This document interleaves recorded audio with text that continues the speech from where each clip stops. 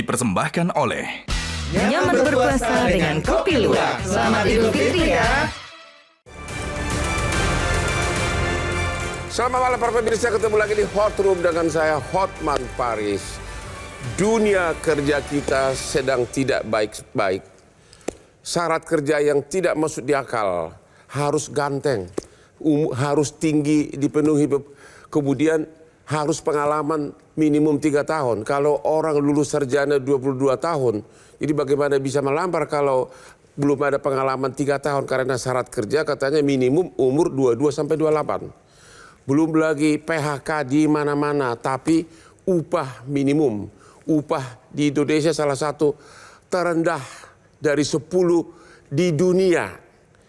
Benar-benar dunia kerja di Indonesia sedang tidak baik-baik. Inilah Hot Room, syarat kerja maksimum, gaji pekerja minimum.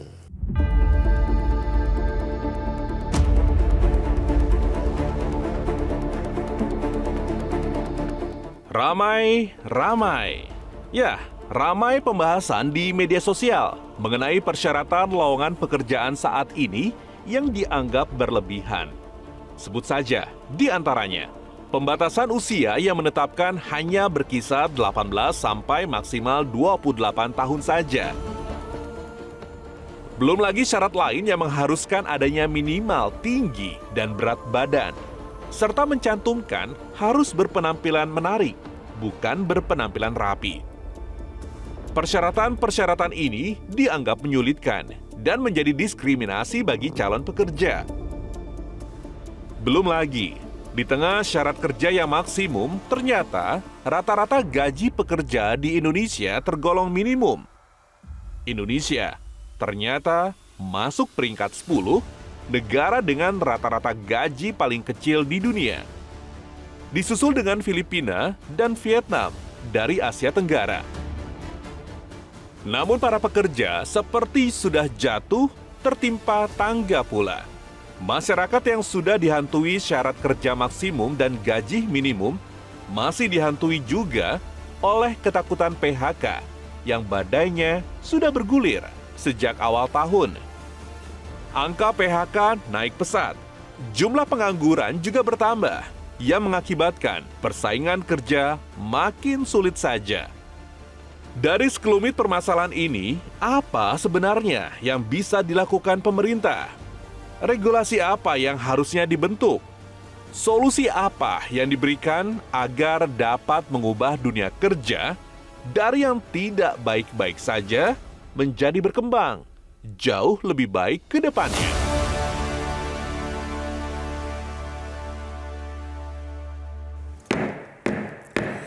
Para pemirsa, saya pernah berbicara dengan seorang anak yang ibunya amnesia. Ibunya sudah tidak kenal lagi anak-anaknya. Ternyata tahun berlalu ibunya semakin baik karena apa? Minum kopi. Ternyata kopi itu adalah salah satu obat yang paling ampuh untuk mencegah amnesia. Itulah yang Hotman selalu minum tiap hari. Kopi luwak hitam premium. Kopi luwak hitam premium. Lihat Hotman sudah 38 tahun jadi pengacara. Tetap segar tiap subuh minum kopi luwak hitam premium. Oke, kita mulai diskusi kita. Ibu Irma. Yes. Ibu sebagai anggota DPR, bagaimana nih syarat-syarat kerja di Indonesia ini? Masa tinggi pun harus dipenuhi. Ada orang PNS tidak lolos hanya gara-gara kurang tinggi 0,5 cm.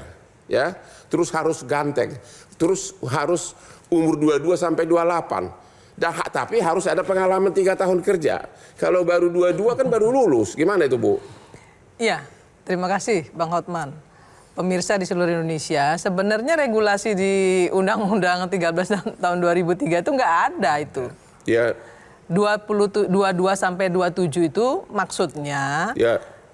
yang bisa melamar di satu pekerjaan, Ya. terutama di BUMN itu Ya, di BUMN ya, umur 22, paling maksimal 27. Ya. Sarjana. Ya. S1, bukan S2, S1. S1, Ya, itu 27 tahun paling maksimal punya umur.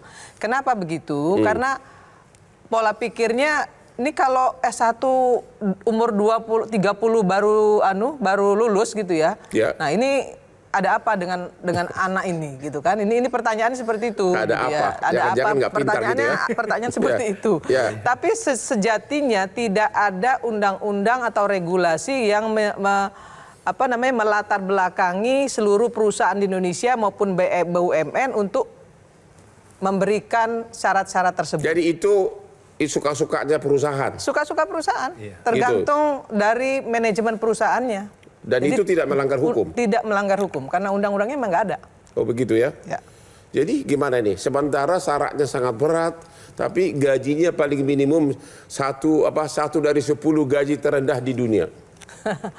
Ya, memang harus kita akui bahwa pendapatan ya atau gaji di Indonesia itu masih belum sebaik negara tetangga kita seperti Singapura atau Malaysia. Ya. Karena memang living cost-nya juga berbeda, Bang. Living cost-nya juga berbeda. Tapi tetap saja bahwa gaji kita untuk di Asia Tenggara saja kita masih lebih rendah dari Singapura maupun Malaysia. Jangan bandingkan Singapura sih, banding. Malaysia lah ya. Malaysia, Karena di Malaysia itu 5,1. Di kita rata-rata masih 3,1 rata-rata. Tetapi kita juga harus tahu bahwa etos kerja dengan produktivitas di Vietnam ataupun di Thailand memang jauh lebih tinggi dari kita dan itu harus kita akui. Maksudnya mereka lebih bagus, lebih produktivitasnya jauh lebih tinggi daripada kita. Nah, itulah yang harus dirubah oleh bangsa ini ke depan. Terus mengenai PHK gimana? Apa PHK memang benar-benar sudah menaik tajam? PHK terutama di sektor tekstil itu memang luar biasa. Ya. Maka kemarin ketika saya bicara di Komisi 9 dengan Kementerian Tenaga Kerja, saya meminta Menteri Tenaga Kerja berkoordinasi dengan Menteri Perdagangan untuk mencabut Peraturan Menteri Nomor 8 2023 di mana ekspor pakaian jadi atau tekstil dari luar itu bebas, nggak ada syarat-syaratnya. Maka kemudian semua barang-barang dari Cina, Thailand maupun dari Vietnam masuk ke Indonesia itu dengan bebas ya tanpa ada halangan apapun, syarat-syarat apapun. Dan itu juga yang menyebabkan produksi kita menjadi ambruk. Itu yang menyebabkan banyak sekali perusahaan kita akhirnya tutup. Dunia iklim kerja di Indonesia ini memang sudah semakin jatuh atau bagaimana? Apakah lebih parah sekarang dari 2-3 tahun lalu atau bagaimana? Saya kira parah sekarang ya, karena PHK massalnya memang jauh lebih banyak. Ini tergantung juga dengan adanya perang dari Ukraina, Rusia, kemudian juga Palestina dan Israel ya. Ini juga mempengaruhi. Oh begitu. Dan juga ekonomi di dunia ini juga sedang ambruk. Sedang ambruk ya. Pak Timbul gimana? Ini syarat kerja sangat berat sampai unsur kegantengan pun diperiksa tinggi. Itu nggak melanggar hukum atau diskriminasi? Ya, jadi tentunya memang tadi disampaikan Kak Irma bahwa syarat kerja itu diserahkan kepada masing-masing perusahaan. Memang orientasinya kan adalah bagaimana orang yang direkrut ini bisa kerja. Mau ganteng, nggak ganteng sebenarnya yang diorientasikan dia bisa kerja. Tapi kan kecuali ternyata ada syarat itu. Ya, kecuali untuk pekerjaan-pekerjaan yang memang dia menampilkan wajah. Ya, misalnya sales apa dan sebagainya. Yang dijual mobil, yang menjual itu harus ganteng. Oh, itu benar itu. Itu artinya berbasis pada orientasi bagaimana barang yang dijual, jasa yang dijual itu bisa lebih cepat. Nah, ini kan terkait dengan produktivitas. Jadi kalau dibilang misalnya untuk operator di belakang meja, di back office gitu, ganteng, menurut saya nggak tepat. Siapa yang mau ngelihat? Nah, tetapi kalau dia di front office, itu bagian dari yang dijual. Kalaupun ada proses rekrutmen, proses itu harus fair, harus terbuka, harus memang berorientasi pada bagaimana pekerjaan yang nanti diisi bisa lebih produktif. Sehingga orang yang ditempatkan tuh ya tepat gitu. Ya kalau memang dia nggak bisa, ngapain dia direkrut gitu. Nah, jadi syarat kerja memang harus benar-benar diterapkan untuk mendukung hasil nanti ketika dia bekerja. Tidak ada kaitannya dengan wajah. Kalau memang dia tidak ada mendukung seperti tadi di back office kan gitu. Nah, jadi kembali ini kan terkait juga kalau gaji pekerja minimum, ini kan syarat kerja maksimum gaji pekerja minimum kan terkait juga dengan sisi supply demand. Ya bahwa yang mencari banyak, yang menawarkan sedikit. Nah, artinya sisi sisi supply demand itu yang mengakibatkan pekerja ini tidak memiliki ruang untuk bagaimana menentukan upah. Tidak ada bargaining power ya, karena terlalu banyak kalau di daerah-daerah negara ya, yang tenaga kerjanya udah pada nggak mau nih. Itu memang berbeda dengan kondisi Republik Indonesia. Setiap tahun angkatan kerja kita tuh naik sekitar 4 jutaan. 4 juta orang? 4 juta orang. Lulusan SMA, perguruan tinggi dan sebagainya. 4 juta tiap tahun? Iya. Dan yang ditampung berapa orang? Nah, proses rekrutmen untuk pekerjaan formal, kalau 2023 itu sekitar 1,8 dibuka. Di 2024 sekitar 2,2. Artinya masih terjadi defisit angkatan kerja. 1,8 juta? Ya, artinya memang ini kan karena begini juga Timbul, hari ini kan kita masuk di bonus demografi. Itu juga menjadi salah satu penyebab ya terjadinya pengangguran berjemaah ketika misalnya pemerintah tidak bisa menyiapkan lapangan pekerjaan yang cukup, baik di dalam maupun di luar negeri. Betul. Jadi sekarang jumlah pengangguran ekstrim berapa?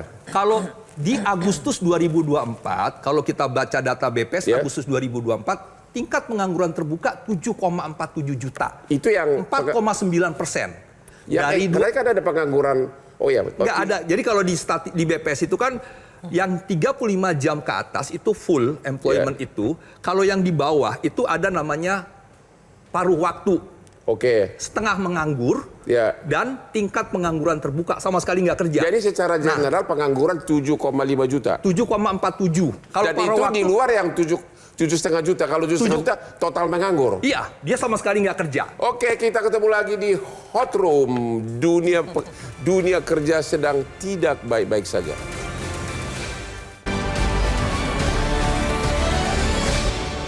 Dipersembahkan oleh Nyaman berpuasa dengan Kopi Luwak. Selamat Idul Fitri ya. Dipersembahkan oleh Nyaman berpuasa dengan Kopi Luwak. Selamat Idul Fitri ya. Ketemu lagi di Hot Room. Dunia kerja sedang tidak baik-baik saja. Ibu Ida, apa penyebabnya semua ini? Ya, saya kira kan ini tidak bisa dilepaskan dengan disrupsi ekonomi salah satunya. Begitu. Maksudnya penurunan? Faktor makro yang sebetulnya ikut berpengaruh. Tadi sudah disampaikan oleh Bu Irma. Emang sekarang lebih parah? Lebih parah. Lebih parah sebetulnya menurut saya kaitannya terutama dengan ketersediaan lapangan kerja. Gitu. Tapi kalau saya tadi mengomentari apa yang disampaikan oleh Pak Timbul, kan ada data juga yang menyatakan 10 juta Gen Z itu sebetulnya NEET ya Pak, no education, employment and training. Saya kira itu juga jadi. Saya pernah baca data berapa persen penduduk Indonesia itu yang lulusan hanya sampai SD. SMP ada berapa persen? Ada 56%. Hah? SMP ke bawah itu 56%. Oke, 56%. Ya, itu apakah itu pendidikan rendah? Pendidikan rendah berkontribusi, tapi kemudian yang juga menjadi penting kan sebetulnya mereka yang berpendidikan tinggi, menengah tinggi, masuknya kan ke sektor formal. Tadi yang disampaikan oleh Pak Timbul kan lebih kaitannya dengan sektor formal. Nah, mereka yang berpendidikan rendah dengan keterampilan terbatas tentunya masuk di sektor-sektor informal. Meskipun yang menarik tuh Bang Hotman bahwa sektor informal itu sekarang membesar sebetulnya. Benar. Yaitu yang tadi saya bilang sebagai dampak dari disrupsi ekonomi yang termasuk tadi gitu garment, tekstil. Saya baru saja penelitian tentang garment dan tekstil, pekerjanya memang semakin rentan sekarang begitu. Tingkat PHK mereka memang sangat tinggi saat ini. Jadi ini apa ini? Ini apa nih penyebabnya nih? Kualitas pemerintah yang tidak bagus atau memang pengaruh luar atau apa nih? Salah siapa ini? Saya kira memang kaitannya dengan regulasi, tidak ketat. Termasuk saya sebetulnya sudah mengkritik dari dulu bahwa impor pakaian tekstil dari Cina itu terlalu besar misalnya. Itu sudah menyebabkan emang boleh Bu dibatasin itu. Nanti kalau bisa-bisa Indonesia digugat di dunia. Boleh, bukan sekedar dibatasi, ada prasyarat. yang harus dipenuhi oleh kementerian harusnya. Yang kedua harus dipahami juga pendidikan 9 tahun itu gratis loh. Tetapi memang ada di daerah-daerah, kebanyakan di daerah-daerah tuh anak-anaknya tuh nggak disekolahin sama orang tuanya. Nggak disekolahin. Padahal sudah ada yang namanya pendidikan 9 tahun itu gratis. Kasihan itu kan dari pemerintah sudah tapi dijelaskan. Kan terkait juga dengan jumlah SD-nya tidak disertai dengan jumlah SMP. Ketika dia lulus belum tentu tertampung di SMP. Nah, SMP pun lulus belum tentu tertampung di SMA. Jadi atur hanya gitu. untuk pendidikan formal sampai SMP aja cuma 56%. Memprihatinkan. Bagaimana Pak Raymond Chin? Anda sebagai influencer, memang benar generasi-generasi muda ini sekarang banyak pengangguran yang Gen Z ini. Aku pengenat kabur aja dulu. Kenapa? Ya lapangan pekerjaan di Indonesia nggak ada. Simpelnya gitu. Kan ini udah sebenarnya masalah dari hampir 20 tahun lalu ya pas kita prematur diindustrialisasi.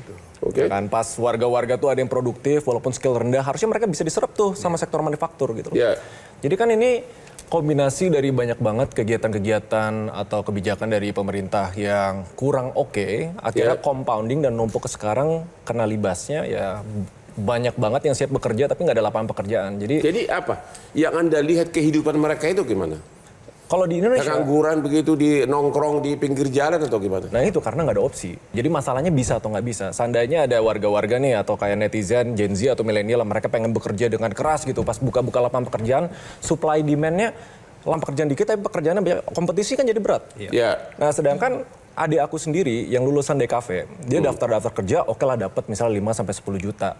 Aku kasih saran, gak usah kerja di Indonesia, bukalah freelance. Sekarang penghasilannya bisa 30-50 juta. Nah makanya kan pas ngelihat situasi pekerjaan di Indonesia sekarang, 50-60% kalau nggak salah itu sektor informal. Menurut aku itu bukan hal yang bagus. Itu kan karena terjadi, karena terpaksa. Karena the fact sektor informal itu nggak bisa menyerap. Jadi saran Anda kepada Gen Z ini apa? Sebaiknya bagaimana?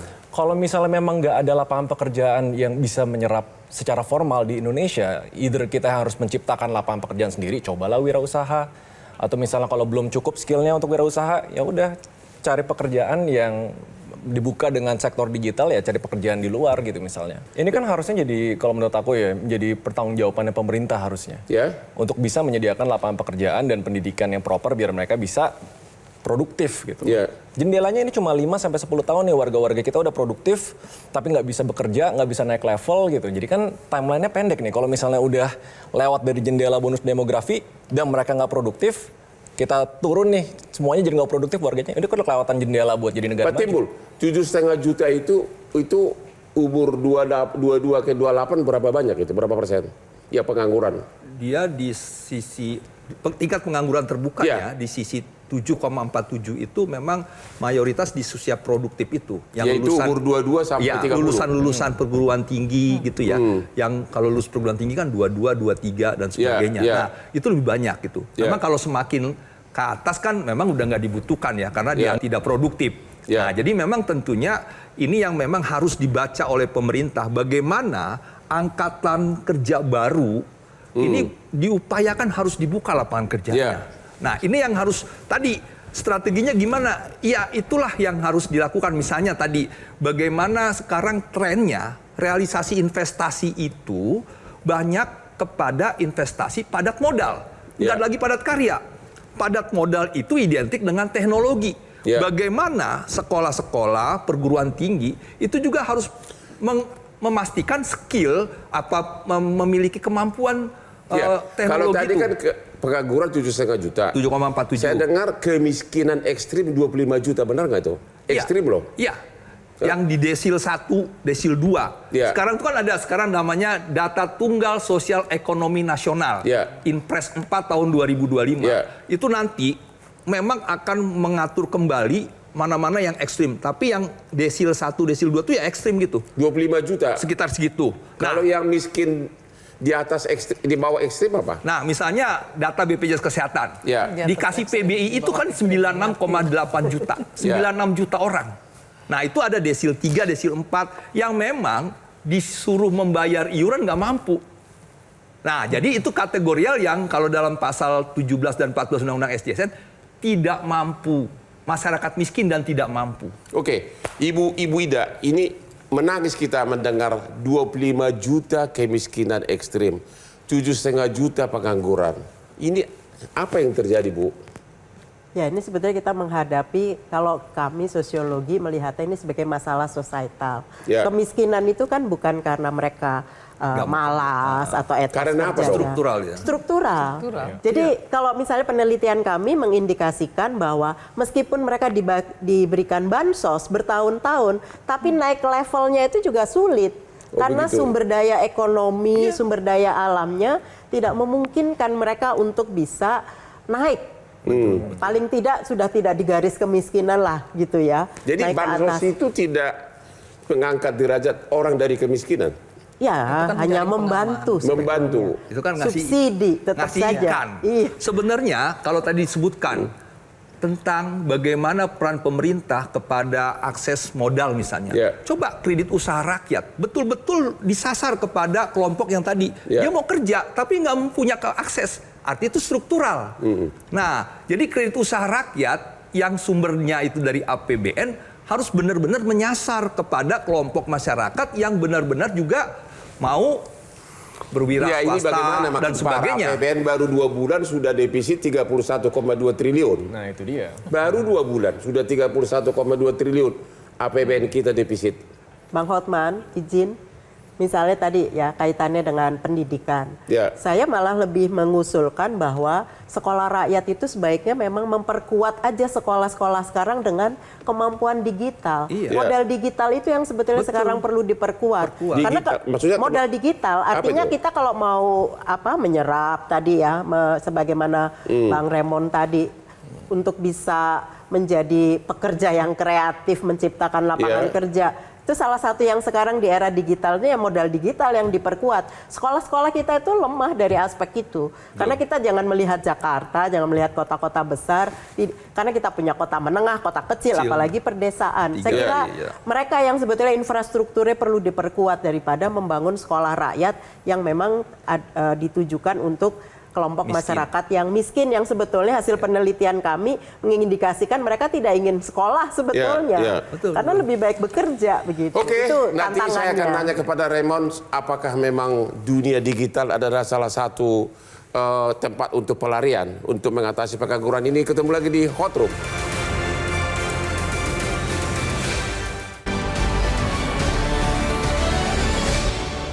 Dipersembahkan oleh Nyaman berpuasa dengan Kopi Luwak. Selamat Idul Fitri ya. Dipersembahkan oleh Nyaman berpuasa dengan Kopi Luwak. Selamat Idul Fitri ya.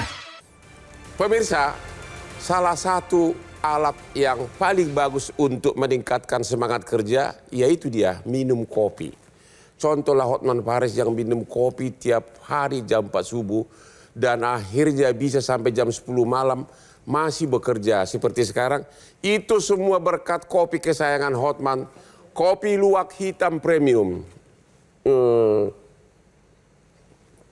Jam 4 subuh saya tiap pagi sambil ngopi di kolam renang saya.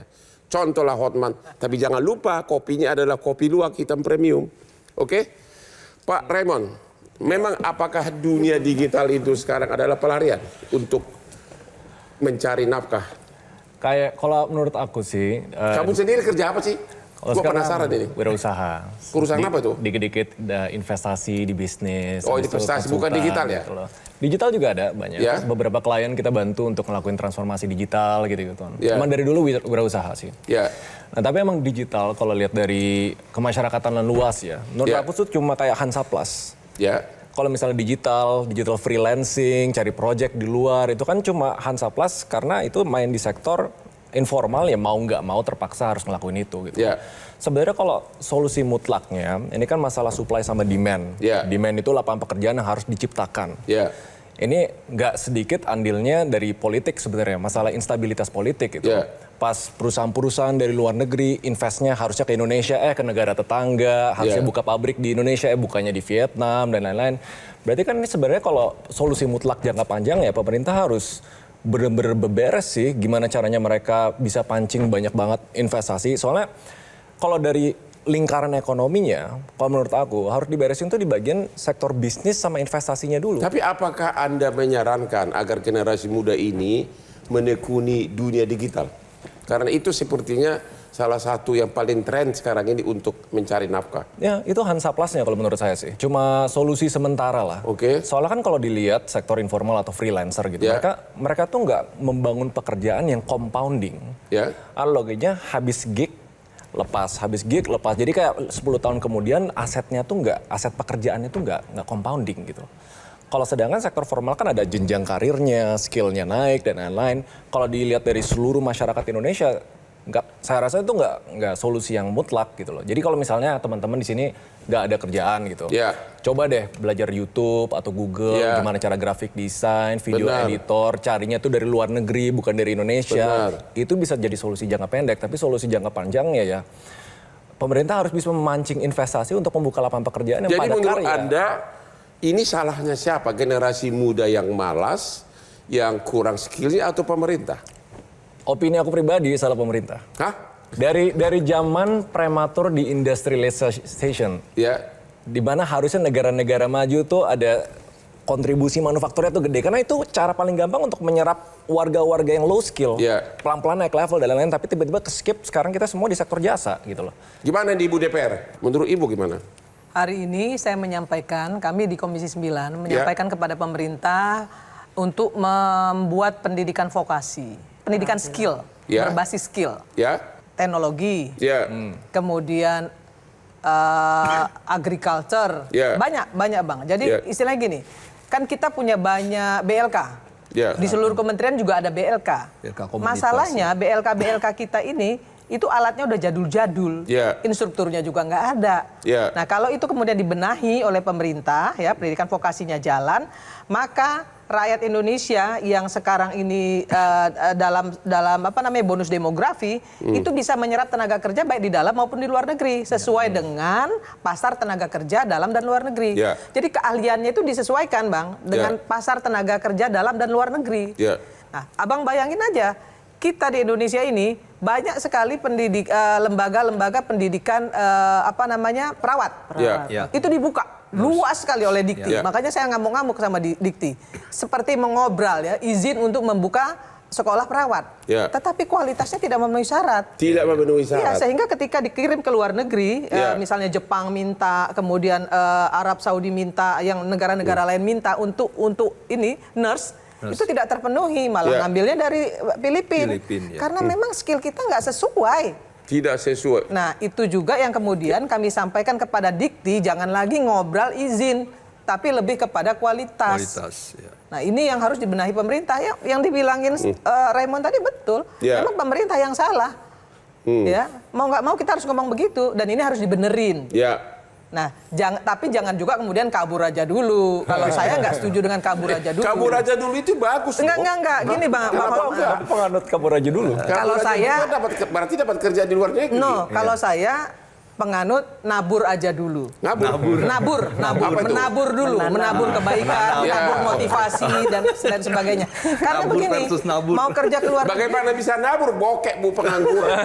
Loh, kabur mau pakai apa juga? Di luar negeri itu nggak gampang juga cari kerja.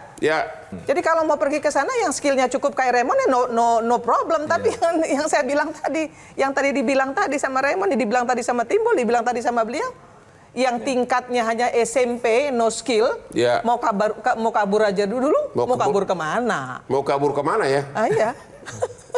Ya Ibu Ida, itu kalau memang istilah kabur aja itu nggak tepat karena memang tingkat pendidikan kita rendah dan skillnya cukup. Begitu ya? Iya, artinya mereka yang kabur ya pasti punya modalitas, meskipun ada mereka kelompok yang bondo nekat istilahnya orang Jawa Timur. Bonek begitu. Tapi kan faktanya memang demikian. Saya kira yang menjadi penting itu kalau disebut tadi pemerintah belum membangun ekosistem. Jadi nggak bisa juga hanya parsial begitu. Yang sebetulnya harus diperhatikan begitu. Dan menurut Ibu ini akan makin parah nggak karena kelahiran anak semakin tinggi, penduduk semakin banyak, akan makin parah nggak tahun-tahun ke depan? Iya, kalau tidak ada ketegasan pemerintah untuk memulai tadi membangun ekosistem, termasuk kemudian kita bisa mencontoh negara lain, investasinya tuh di sumber daya manusia. Kalau dia sumber daya alamnya terbatas, misalnya seperti itu. Jadi, nah, ini yang harusnya dilakukan. Bonus demografi itu, Bang, nanti bisa jadi disaster demografi kalau dia tidak diolah dengan baik. Jadi pembenahannya itu mulai dari mana? Aku pusing nih. Ya, pembenahannya itu mulai dari mana, Bu? Kalau saya termasuk yang percaya investasinya di pendidikan. Investasi di pendidikan. Iya, kemanusiaannya, sumber daya manusia. Jadi maksud Ibu mau makan gratis dikasih ke pendidikan gitu? Kalau saya lebih melihatnya seperti itu. Karena apa? Karena saya tidak terlalu yakin bahwa dengan makan bergizi gratis itu nutrisi akan membaik gitu. Tapi ketika kita mengalokasikan dananya untuk pendidikan, kita bisa invest dalam jangka menengah dan jangka panjang. Ibu Irma setuju? Enggak setuju. Ya. Kenapa begitu? Karena menurut saya dana pendidikan tuh di Kementerian Pendidikan tuh paling tinggi hari ini. Tapi kan dipakai untuk macam-macam tujuan. Nah itu dia, itu yang harus dibenerin gitu. Bayangin aja, distribusinya nggak sesuai. Benar. Malah banyak karena dipakai untuk tidak fokus untuk pendidikan. Enggak lah, orang dibikin seminar sana, seminar sini. Benar. Ya perjalanan dinas kemana, perjalanan dinas ke sini, yang nggak selesai-selesai. Coba kalau didistribusikan sesuai. Dan ada guru yang gajinya 600.000 sebulan. Itu dia. Jadi nah kalau itu semua dibenahi, pendidikan 9 tahun itu udah bagus, kemudian ditambah dengan adanya beasiswa bagi anak-anak cerdas. Tapi duitnya dari mana? Bukan dipakai untuk makan gratis. Enggak semuanya, Bang. Oke. Kan kita tahu anggarannya. Saya di DPR tahu anggarannya seperti apa. Tapi kan pendidikan, Bu Irma, termasuk yang didesentralisasi. Jadi kemampuan daerah itu juga menjadi sangat penting, Bang. Jadi begini, masalahnya juga harus dipahami, ya namanya otonomi daerah itu juga menjadi masalah. Banyak sekali namanya program pusat itu di daerah nggak jalan. Karena memang pendidikan, kesehatan itu kan kalau mengacu pada Undang-Undang 23 tahun 2014 adalah urusan pemerintah yang sifatnya konkuren.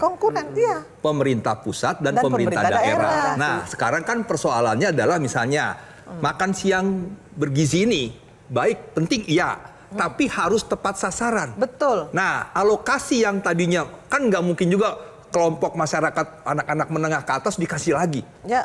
Jangan-jangan dia uang sekolah. Jadi menurut Bapak pembenahan mulai dari mana? Nah, jadi memang tentunya satu, bahwa pemerintah harus membuka lapangan kerja. Nah, lapangan kerja yang akan dibuka kecenderungannya adalah yang berorientasi pada teknologi. Sekarang SDM-nya harus diperkuat.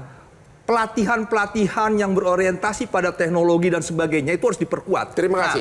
Pak Raymond. Ini pendek. Mulai dari mana? Simpel nih. Lapangan pekerja kan problemnya kan. Berarti harusnya yang diprioritasin adalah bisnis yang memberikan lapangan pekerjaan. Lapangan pekerjaan. Iya kan. Contoh, ada nggak insentif jangka pendek untuk semua pelaku usaha di seluruh Indonesia, mau itu UMKM, mau itu swasta, mau itu konglomerasi. Pemerintah do something biar mereka membuka itu lebih lebar. Tapi kemarin contohnya, kalau nggak salah ada satu isu tentang yang sektor informal mau diformalkan. Which sebenarnya kan pekerjaan itu dibebankan dengan biaya yang lebih, jadi bisa meresikokan pekerjaannya malah makin dikit gitu. Jadi hal-hal kecil itu tuh kayak mesti diperhatiin biar kayak semua bisnis ini bisa memperluas lapangan pekerjaannya gitu. Siapa nih bisnis-bisnis yang memberikan lapangan pekerjaan paling banyak, berikan insentif untuk mereka. Tapi memang itu benar kata Ibu Irma itu, salah satu itu loh yang tekstil itu loh ya. Yang dari Cina begitu banyak masuk, padahal kalau dibuka di Indonesia akan menyerap tenaga kerja yang sangat banyak ya. Iya, padat karya itu. Tapi kalau diskresi soal pajak, mohon maaf, banyak juga nih perusahaan-perusahaan yang ngemplang pajak. Sifat manusia. Masalahnya sifat Pak, manusia. Masalahnya pengawasnya nggak jalan. Kalau pengawasannya jalan, tentu pengemplang pajak ini nggak akan lakukan itu. Yang main juga orang pajak sendiri. Sampai hari ini kalau nggak salah rakyat yang punya NPWP masih hitungan di bawah 10 juta ya. Iya. Betul. Di bawah 10 juta ya, padahal di Kelapa Gading pengusaha bakmi banyak banget. Mungkin nggak ada. Aduh, pusing kita mulai dari mana. Tapi kalau soal kabur aja dulu. Sayalah salah satu contoh putra Indonesia yang kabur aja dulu tahun 88 ke Sydney, Australia. Cuma saya modalnya sudah kuat. Saya sudah backgroundnya pengacara. Dan saya gabung dengan kantor pengacara terbesar di Australia 4 tahun. Makanya sekarang aku udah jadi dengan penampilan sangat yakin begini. Oke lah, ketemu lagi di Hot Room. Dipersembahkan oleh Nyaman berpuasa dengan Kopi Luwak. Selamat Idul Fitri ya. Dipersembahkan oleh Nyaman berpuasa dengan Kopi Luwak. Selamat Idul Fitri ya. Ketemu lagi di Hot Room. Tibalah kita di segmen terakhir. Jadi kita nanya inti pokoknya dari para narasumber bagaimana mengatasi kesemerawutan ini. Pertama syarat kerjanya, kemudian juga lapangan kerja dan juga PHK. Gimana? Silakan. Ya, regulasi harus diperbaiki. Ya. Komitmen pemerintah untuk menciptakan lapangan pekerjaan yang cukup juga harus dipenuhi. Ya. Kemudian masyarakat juga harus ikut serta membangun ya bangsa ini dengan motivasi. Ya, jangan juga kemudian pemerintah sudah memberikan banyak subsidi, kemudian juga banyak bantuan-bantuan kepada masyarakat, tapi masyarakatnya nggak bergerak. Tepat nggak? Polisi Pak Prabowo sekarang benar-benar banyak kasih subsidi kepada rakyat. Padahal APBN kita sudah mulai teriak. Hari ini mau tidak mau itu harus dilakukan. Harus dilakukan. Ya, tetapi perbaikan harus tetap dilakukan juga. Tapi duitnya dari mana? Paralel, Bu? ada duitnya. Hah? Orang Danantara aja ada duit kok. Gimana yang untuk masyarakat nggak punya duit? Ini udah defisit 31,2 triliun dalam 3 bulan. Dan baru 2 bulan APBN. Bang, uangnya ada. Danantara itu uangnya ada. Oke. Dari situ kan kita bisa lihat sebenarnya. Hanya saja Pak Prabowo mau mengajarkan kepada semua kementerian jangan menggunakan uang itu secara berlebih-lebihan. Maka kemudian dilakukan efisiensi. Nggak ada pilihan lain. Kalau ke depan memang harus dibenahi. Oke, Ibu Ida, apa saran Ibu untuk mengatasi syarat kerja, PHK, gaji rendah? Ya, saya kira memang peluang pekerjaan itu memang harus diciptakan. Tapi yang juga harus dikedepankan adalah tidak ada diskriminasi. Itu yang sebetulnya harusnya penting begitu. Ya, diskriminasi berdasar usia, tinggi badan. Sekarang ini makin banyak nggak kelompok marginal yang paling makin menderita? Dengan kondisi ekonomi yang ada itu semakin banyak, semakin meningkat. Semakin meningkat. Iya, terutama kaitannya dengan perempuan dan anak. Kenapa perempuan? Ya, karena kan banyak sebetulnya seperti kemarin saya dengar cukup banyak perempuan yang single parent sekarang misalnya. Dengan yang kita pertanyakan kan sumber pendapatannya, apakah dia punya sumber pendapatan? Ketika kan perempuan lebih banyak bergantung pada laki-laki. Nah, kelompok-kelompok ini yang harus dipetakan Bang Hotman.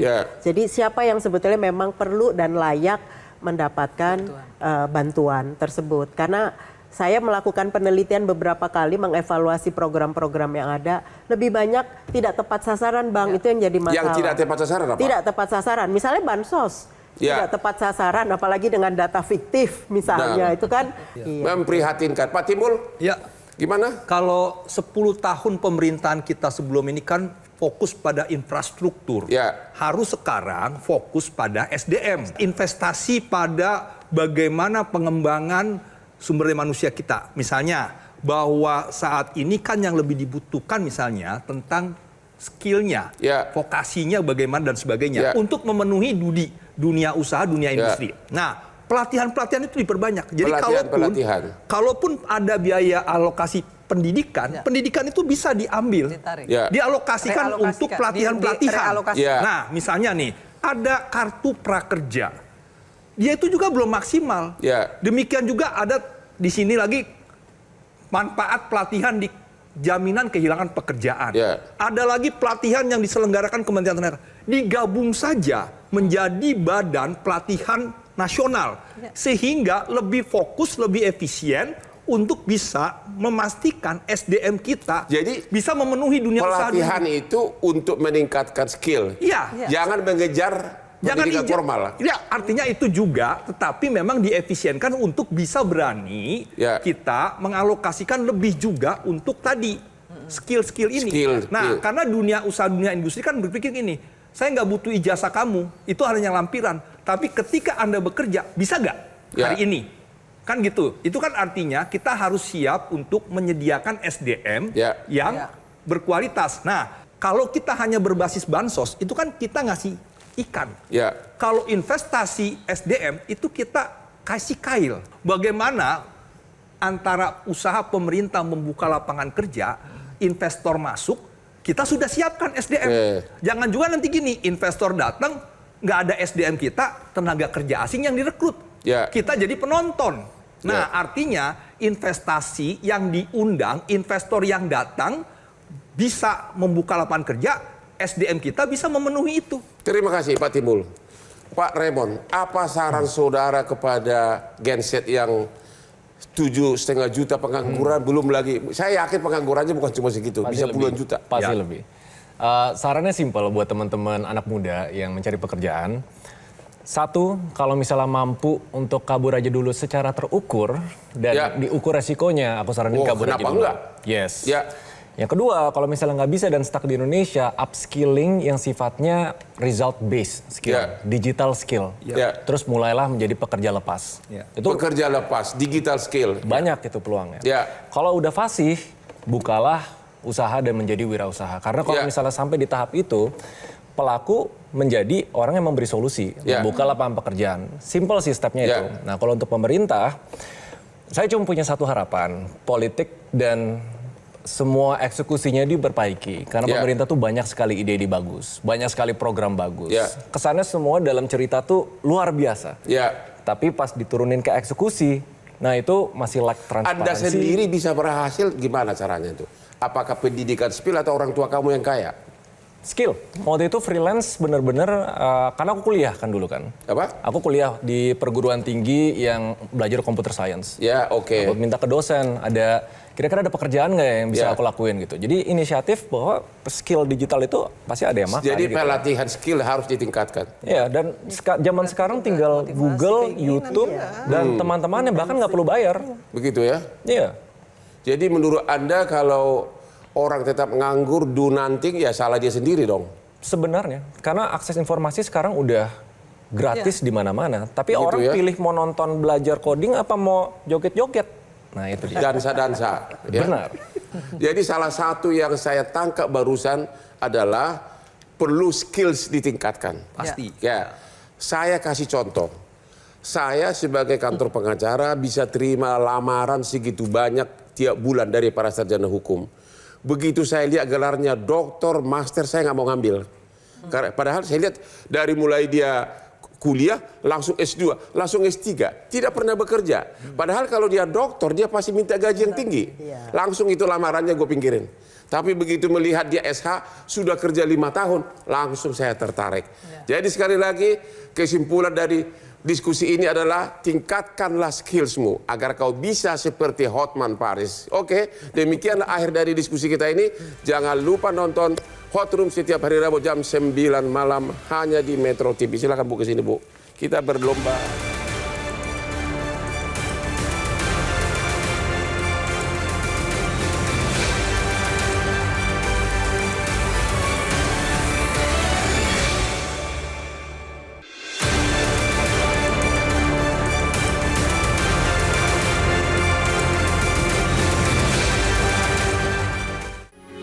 Metro TV.